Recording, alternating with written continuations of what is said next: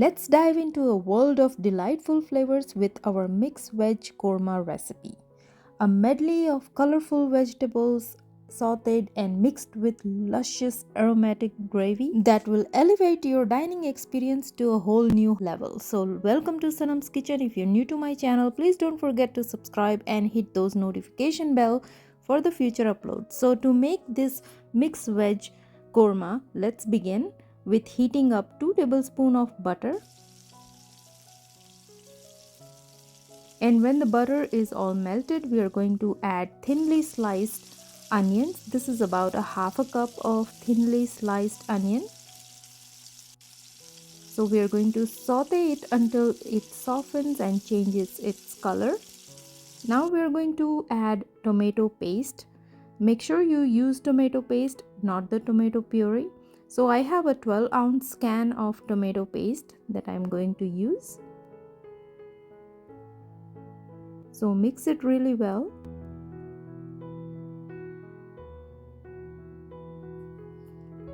And I'm going to add about half a can of water so that it's a nice and diluted.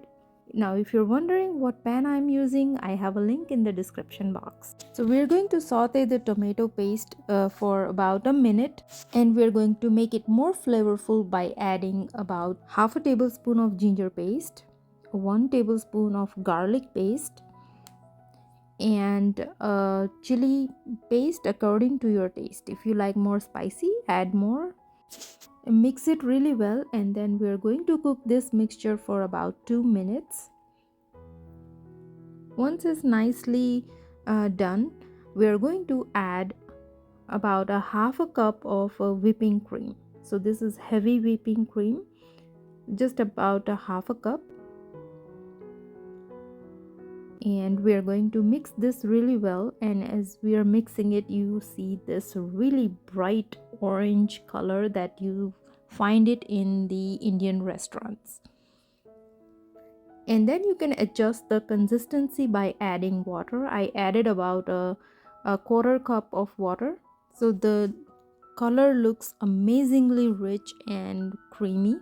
Now we are going to add some spices like 1 tablespoon of Kashmiri red chili powder, Garam Masala powder, and most importantly Kasoori Methi. This is the most important ingredient and it gives a really nice flavor to it. And add salt accordingly and 1 tablespoon of sugar. You can adjust according to your preference, but 1 tablespoon is the least we need it, and you can add more according to the taste. The sugar balances the taste.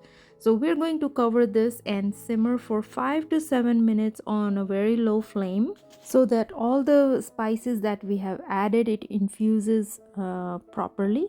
Now after 5 minutes, as you can see, the butter has separated. You can see the droplets of the butter, and so that you know that it's really cooked well. So our gravy is perfectly done. Now let's chop some vegetables. Here I am chopping the carrots with my special knife. I have added the link in the description box, and some red bell pepper, green bell pepper, and cauliflower. You can add any vegetables that you like zucchini, broccoli. Just don't add potatoes, okay? It doesn't go well with this gravy. And I'm taking some frozen peas, and I'm going to dice the onion just like I did the bell peppers, the big chunks. Now we are going to saute the vegetables. I'm adding about 2 teaspoons of oil, and when oil is hot, I'm going to add onions. Saute for about a minute.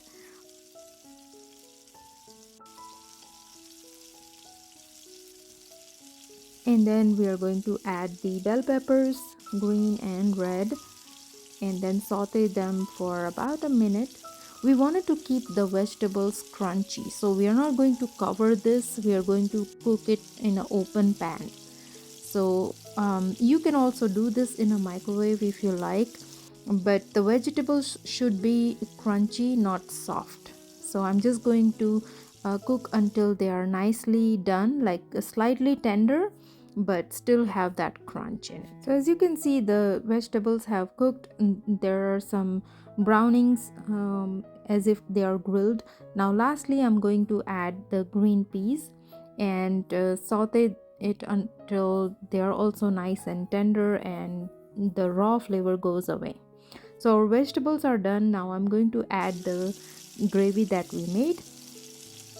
Look how beautiful it looks, and it smells amazing. So I'm going to mix it well and simmer it for about a minute or two. I'm going to cover it so that all the vegetables and the gravy flavor infuses. So our mixed veg korma is ready. I'm going to garnish it with some chopped coriander. You can serve this with rice or naan. And this is the most easiest recipe that you can try. I hope you find this video helpful. If you did, please make sure to subscribe and like this video, and I'll see you guys next time with another simple recipe. Till then, bye bye.